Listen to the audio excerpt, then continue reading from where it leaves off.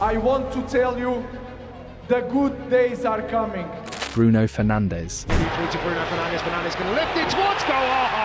Bruno Fernandes has scored an absolute peach for Manchester United. Matheus Cunha. The shift, good effort, super goal. Bryan Mbeumo. Amad Diallo. Over the top towards Ahmed. Can he get there? He can. Ahmed! It's in! It's brilliant! Kobe Mainu. Mason Mount. Manchester United's squad looks completely rebuilt for the 2025-26 season. Sure, there are still questions about some players. He cuts in field, gets the cross away. Rasmus Højlund! Rasmus Højlund opens the scoring for Manchester United. There are guys out there wearing the United badge without really honouring it the way they should. You know, we were a part of a team that was so well-mannered.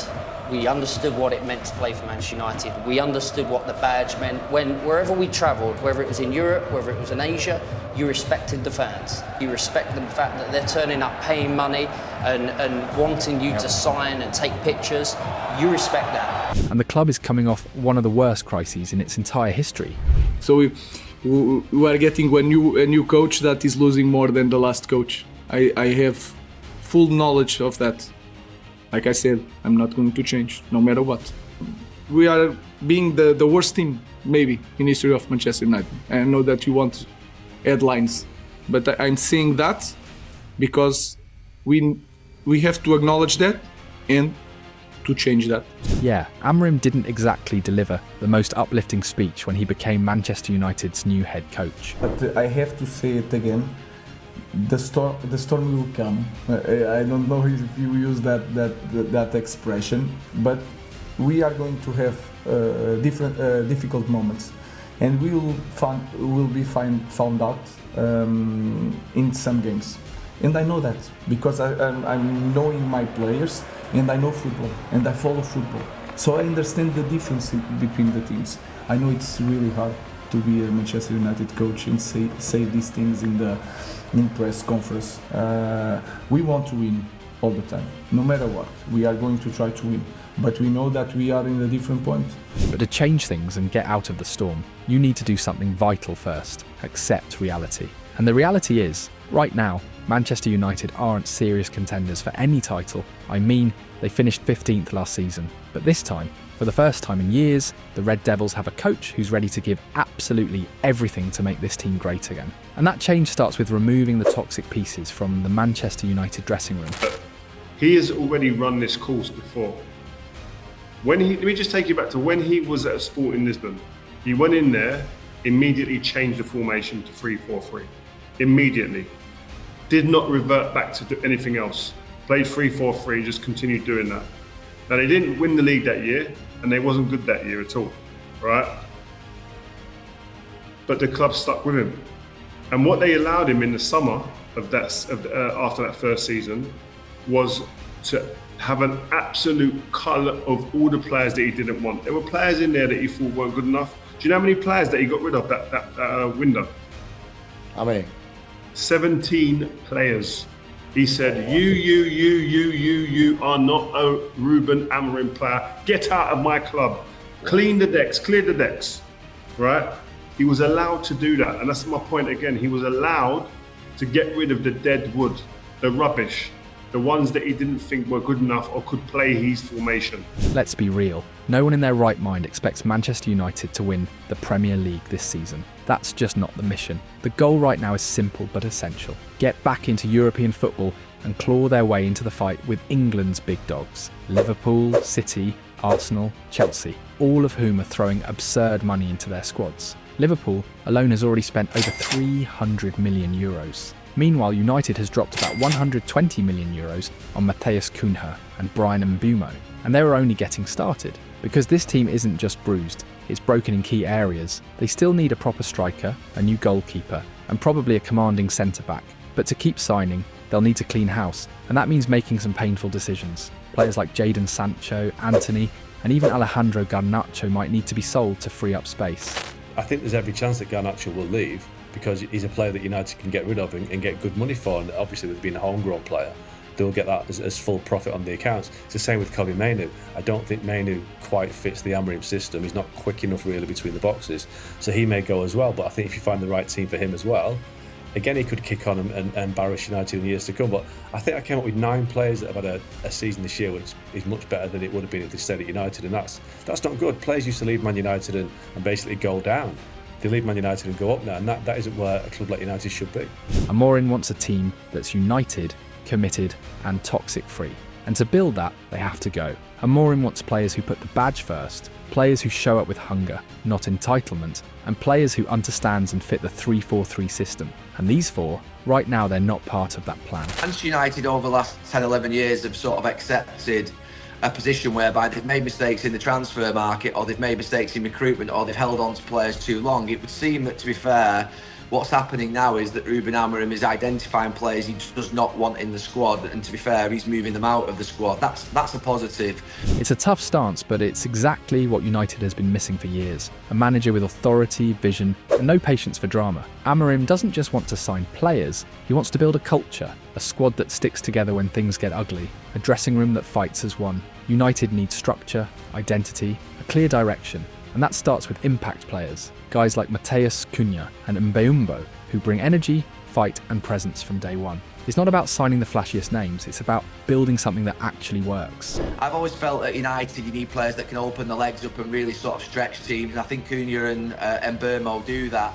And then the other thing I like about those 2 signings is that they've not proved themselves at the highest level yet in the game in respect of at Premier League club level or European club level. So they should be really desperate and hungry to prove themselves on a huge stage, which is Old Trafford. If Manchester United wants to stop being a ghost of its former self, it needs to reconnect with what made it great in the first place. That old school DNA, direct play, aggressive pressing, rock solid defending, and ruthless transition attacks. United was always my dream club, and when you can make a dream come true, is easy decision to do. That's what Matheus Cunha offers. United triggered his £62.5 million release clause at Wolves, and that move alone has sparked something, a flicker of hope in a fan base desperate for clarity. At 26, Cunha was one of the most dangerous attackers in the league last season. 15 goals and 6 assists, which accounted for over a third of Wolves' entire output. He was, if not one of the biggest overperformers in terms of XG. I hate XG. I don't massively like digging too far into the stats, but I think when someone's showing that kind of consistency in a side like Wolves, who were battling relegation for much of the season, you have to pay attention to that kind of number. This is a great player in a pretty poor team. This isn't just about numbers, it's about impact. United needs players who can change games. I think the first thing is he's adaptable, he thinks on his feet, he works well when the situation in games changes, and I think that's something Amorim has spoken directly about and also obliquely about in interviews, is he wants players to be a bit more adaptable on the pitch. And I think one of the biggest weaknesses, and we've said this for a while about Manchester United, and Amorim certainly knows it, is that there are too many players who can only play in one way in his team and don't develop as a game. Tactically, Cunha fits like a glove. Amorim's preferred 3-4-2-1 requires players behind the striker who can press, create, and explode into space. Cunha is the kind of attacker United has been missing. He's versatile, comfortable as a left-sided number 10, right-sided creator, or even leading the line. He's available, logging around 70% of all minutes since arriving at Wolves. And more importantly, he's direct. Just 4 players in the entire Premier League look forward with the ball more often than Bruno Fernandes. The problem? The rest of the squad plays like they've got a handbrake on. Cunha changes that. He's a double threat, a confident dribbler, and an adventurous passer. He drops into midfield, turns and goes. He may not always make the perfect decision in the final third, but his ability to create something out of nothing is exactly what United needs to become dangerous again, especially in transition.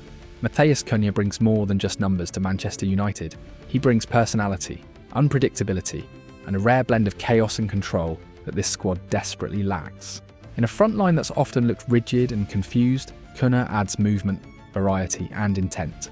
He's a 2-footed attacker who can change direction in a blink, who can shift gears in tight spaces, and who sees gaps before they even open. We already know he likes to drop deep to get on the ball, but he's just as eager to dart in behind, attacking defensive lines with perfectly timed runs. That's something United's attack has sorely missed.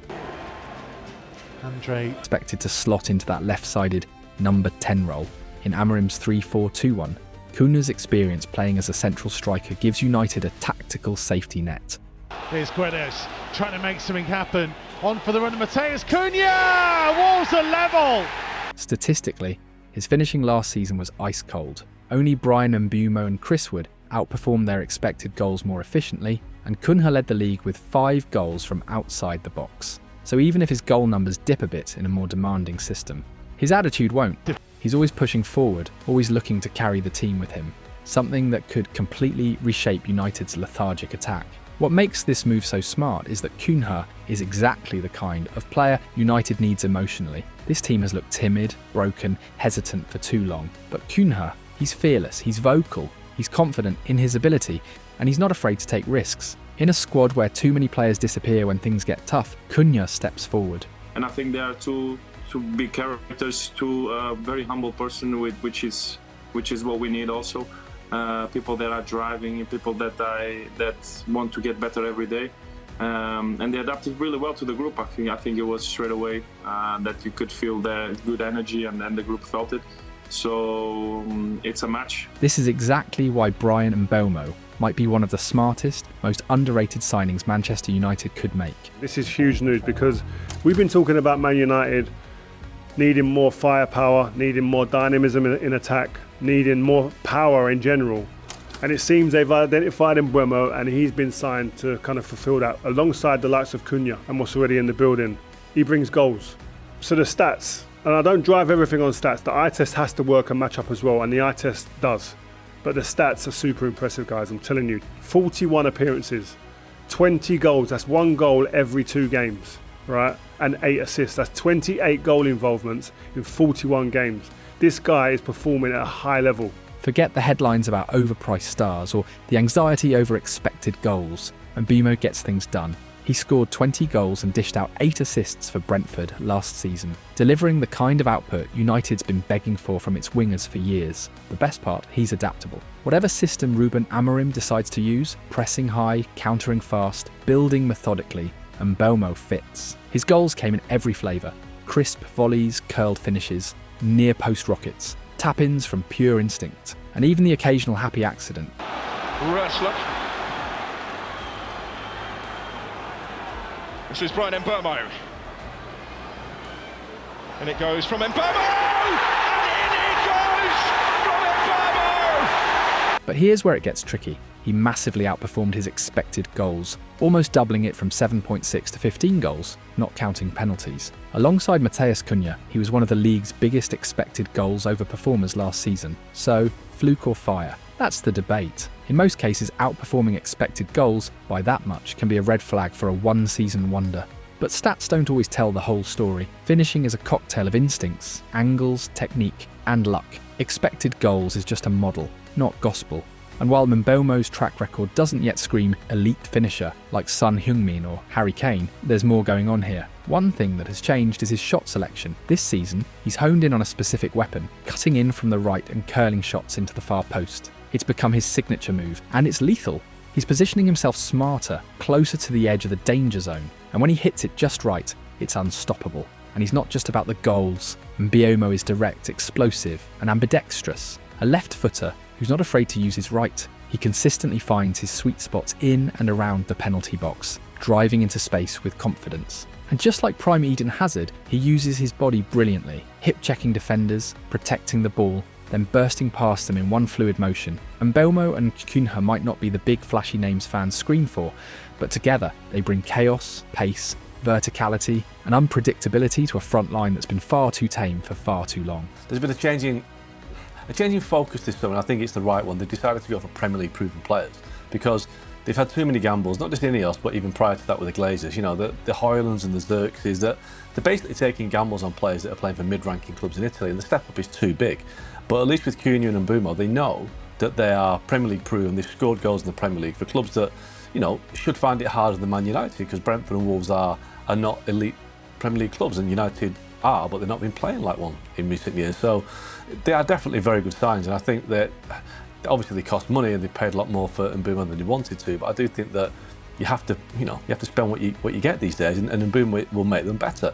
Here's the catch. Cunha and Mbeumo can only shine if the rest of the machine works around them. They're dangerous, yes. Explosive, creative, unpredictable. But without the right structure behind them, their talent won't be enough to carry Manchester United back into the top 5. Mbeumo and Cunha, they are a massive upgrade on what they had last season. They're not world-class strikers at the absolute elite level, but if you can choose between Cunha and Mbeumo next year, it's better than choosing between Højlund and Xerxes and Anthony. It's an upgrade, so it's a good part of the rebuild, but obviously there's a lot more to do, and they've got to start focusing on other areas of the pitch now, because they can't just bring him forward. First, they need a striker, a proper number 9 who isn't just there to score, but to link play, attract defenders, and give Cunha and Mbeumo someone to combine with in the final third. So much has been said about Benjamin Šeško or Ollie Watkins potentially leading the line for Manchester United next season, but the truth is, they couldn't be more different. Šeško is exciting, no doubt. A Bundesliga breakout with pace, size, and finishing instinct. But he's also a gamble, the kind of high upside, low certainty stand signing United has made too often.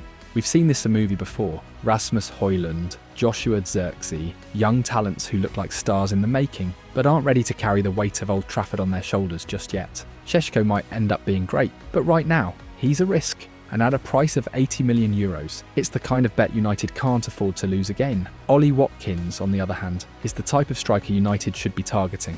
Proven, Premier League ready, reliable, and way cheaper, around €30 to €40 million. Watkins isn't a flashy name, but he's exactly the kind of forward Amorim's system needs. Man United need experience at the top of the pitch. They've got Højlund, they've got Xerxes, they've got Cheetah. Young, inexperienced players. They need someone to look at and go, that's how you play as a number 9. That's how you do it. And I think when you're going to buy somebody who's got hasn't got as much experience as I'd like, I think that's another risk. Is it worth taking with inexperienced players at this level? So I think Ollie Watkins will be a very good addition for the younger ones in that squad to look at and go, yeah, that's a benchmark of someone who knows how to play the role. But signing either of them means someone has to leave, and unfortunately, it likely comes down to Højlund or Xerxes.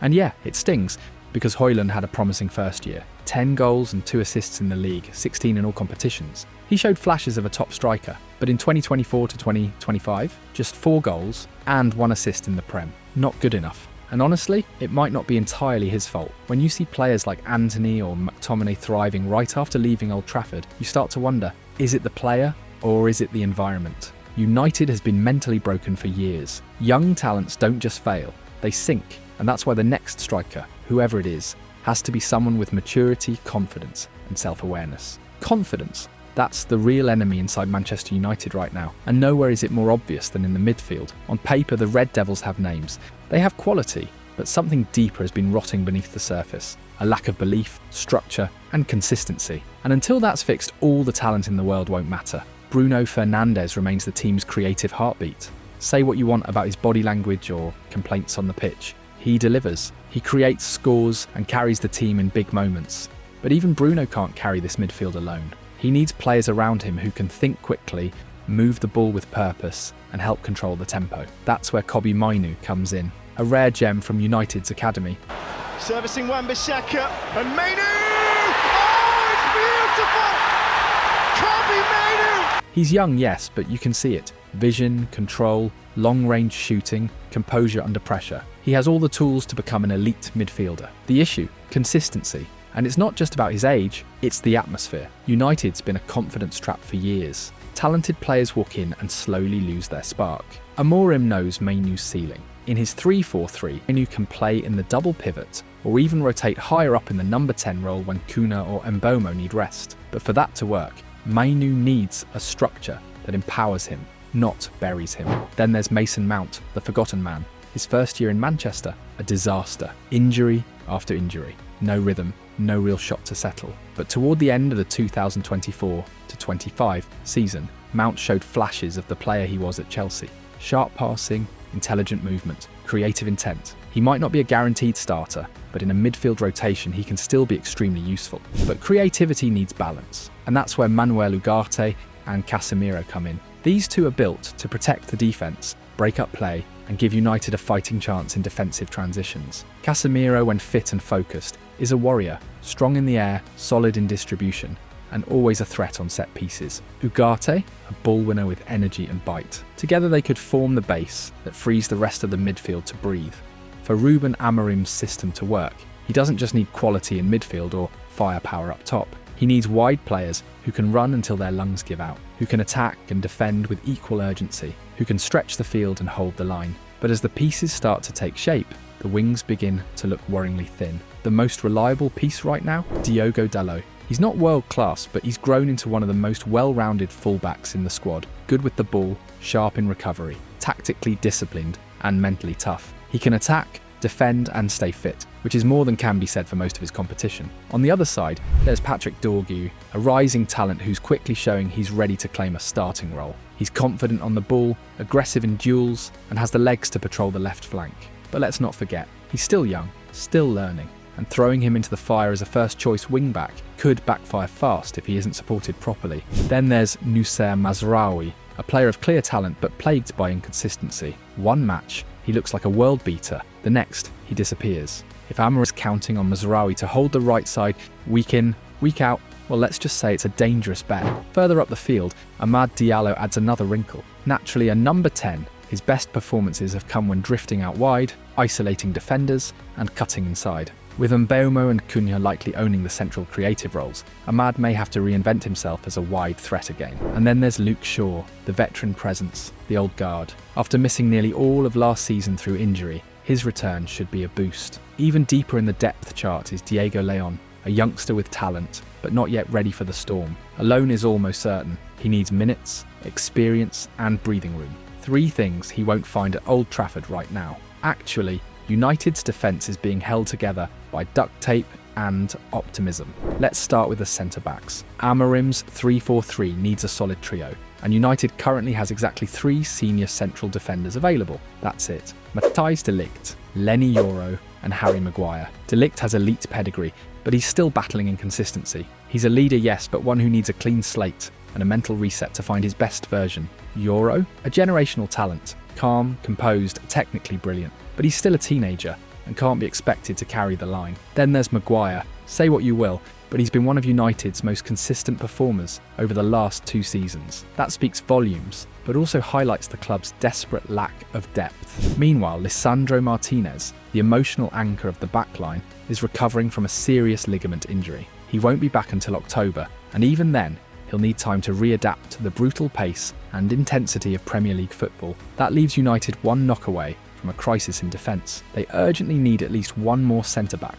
someone experienced, adaptable, and ready to fight. And then there's the goalkeeper situation. Let's not sugarcoat it. Andre Onana has been a disaster. He doesn't command the box, he's shaky on crosses, he's not saving penalties, and worst of all, he doesn't inspire confidence. For a team trying to rebuild belief, that's fatal. United doesn't necessarily need to splash cash on a superstar, they just need a reliable shot stopper. Whether that's Dibu Martinez, potentially available if Aston Villa pivots, or someone like Lunin currently stuck behind Courtois at Real Madrid, the market has options. Even a bold move for a rising Premier League keeper would be better than sticking with a player who's already burned through his trust. Manchester United finally has something they haven't had in years, a direction. The midfield has depth, the attack has fire, and while the squad isn't perfect, holes remain in defence and in goal. The foundation is stronger than it's been in a long time. Ruben Amorim isn't chasing miracles, he's building something real. The worst is behind them. Last season was rock bottom. The chaos, the disconnect,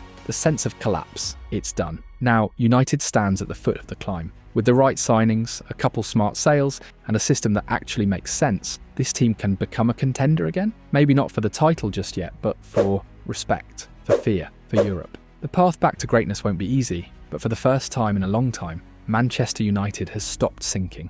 And from here, there's only one direction left to go,